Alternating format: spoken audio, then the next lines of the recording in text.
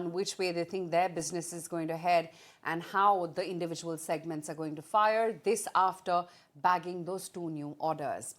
But let's find out what's the mood in the market. And we've got with us Somnath Mukherjee, CIO at ASK Private Wealth, joining in on the show right now.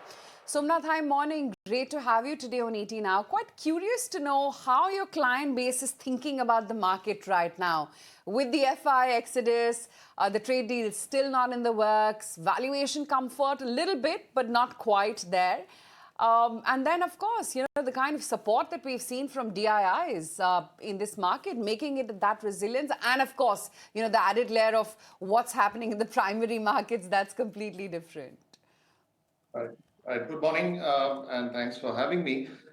Yeah, there is a bit of a tussle, as you mentioned, that's been going on between foreigners and strategic investors, including private equity and promoters exiting and being financed by the Indian retail investor, who remains very confident and strong in terms of his sentiment for the India story. But it looks like the tide is turning, and the first thing that we believe that the pivot of the tide turning is the fact that high frequency indicators are looking increasingly better than what we have seen in the last 12 to 14 months.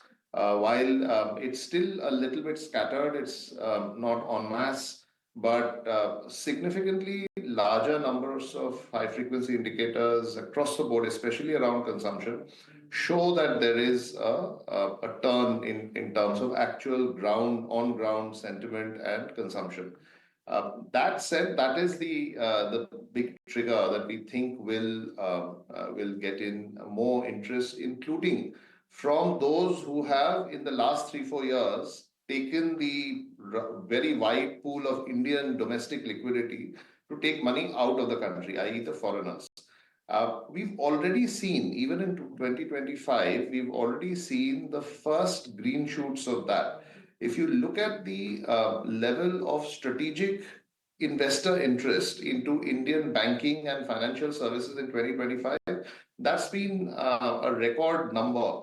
Not necessarily in terms of dollar value, but just in terms of the number of transactions, the number of deals done, and the kind of investors who've come in. And these are both strategic investors, banks themselves, institutions themselves, as well as very large private equity that have taken long-term bets. Typically, financial investors would tend to follow strategic long-term investors, because by and large, the strategic long-term investors will have a longer view of the opportunity. And if there is such a great vote of confidence from that cohort, the financial investors would tend to follow. And financials for India is what tech is to the US. It's close to 1/3 of the market. So between a turning cycle as well as the first green shoots of foreign interest in the country, the markets look reasonably well poised. We are sanguine about the markets right now. Yeah, sure. But, Somnath, just timing it for curiosity's sake, when do you think this, pivot will actually happen? When the private market interest is actually going to flow through to the secondary market? Or do you think because of all the hot money finding its way into the new paper, that's not really going to happen anytime soon? And, of course, the number of IPOs which are lined up. So I think one is timing is incredibly hard, and that's not something that I would venture trying to do.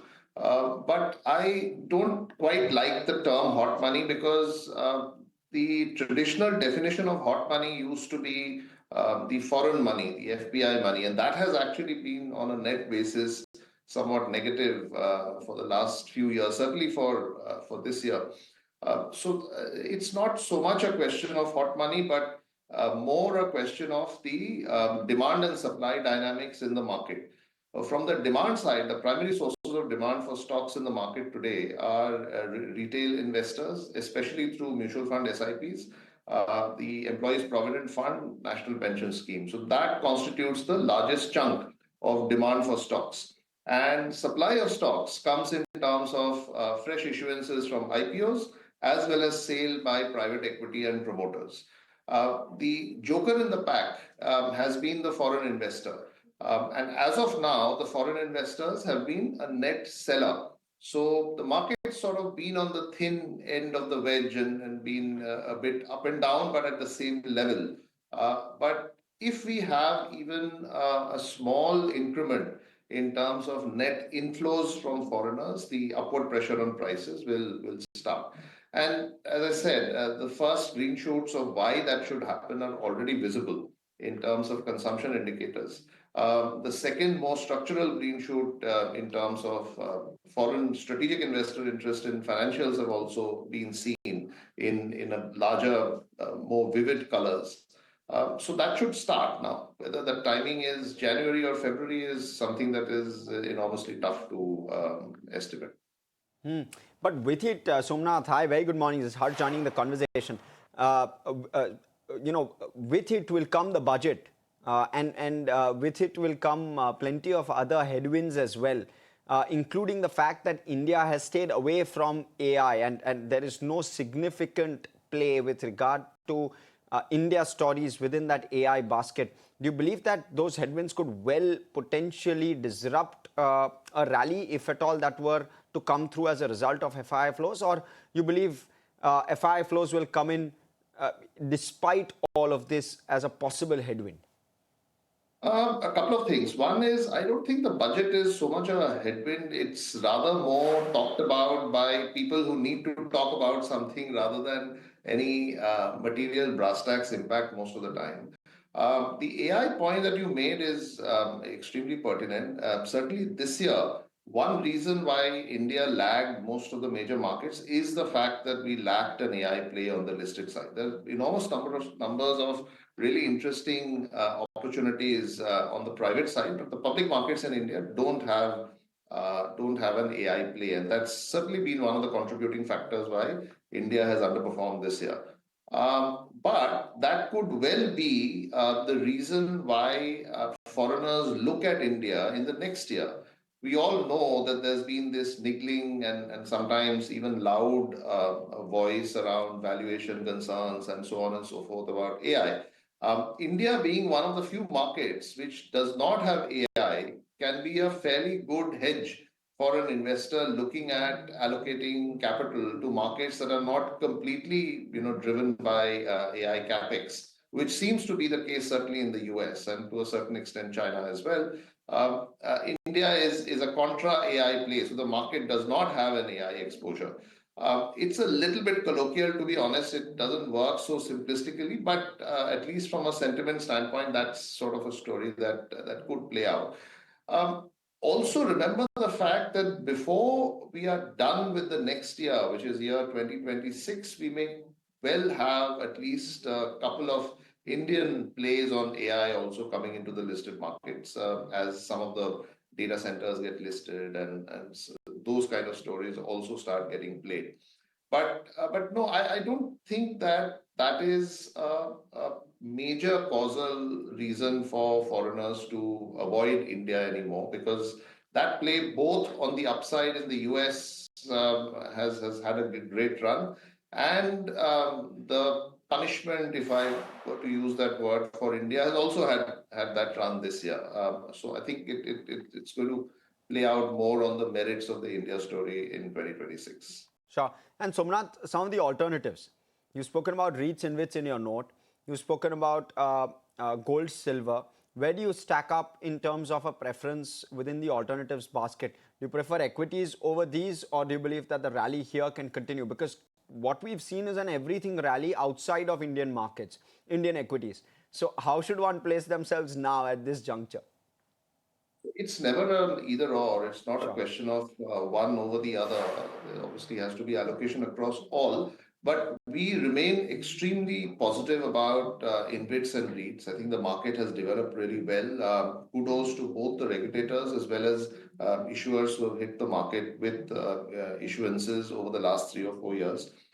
We see a very strong pipeline of new issuances in that area, and the market is very fast maturing into a separate category itself. So therefore, the interest as well as the appetite for that will remain very strong in 2026 as well. Gold is in the middle of a structural rally in our view, primarily on account of the geopolitics that we are seeing across the world. While there isn't any immediate replacement for the US dollar as the primary currency of global trade and commerce, there is an increasing amount of effort from everybody to find out an alternative of sorts. There's none available, but the only one that is immediate and available is gold, and hence the appetite for gold will remain strong. Last but not the least about gold is also the fact that globally interest rates have seen a secular downtrend in terms of their datum levels. What used to be high interest rates, say 10, 15 years ago, used to be double digit, not just in India, but also in the US. Today, we just came off a reasonably tight cycle of monetary policy starting 2022.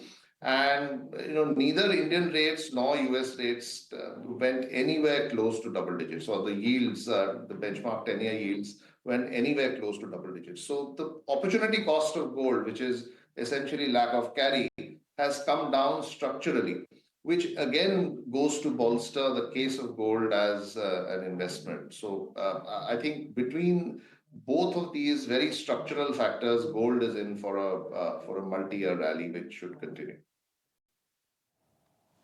Okay. Thank you so much, Somnath. We'll let you go on that note. Thanks for coming in and speaking with us.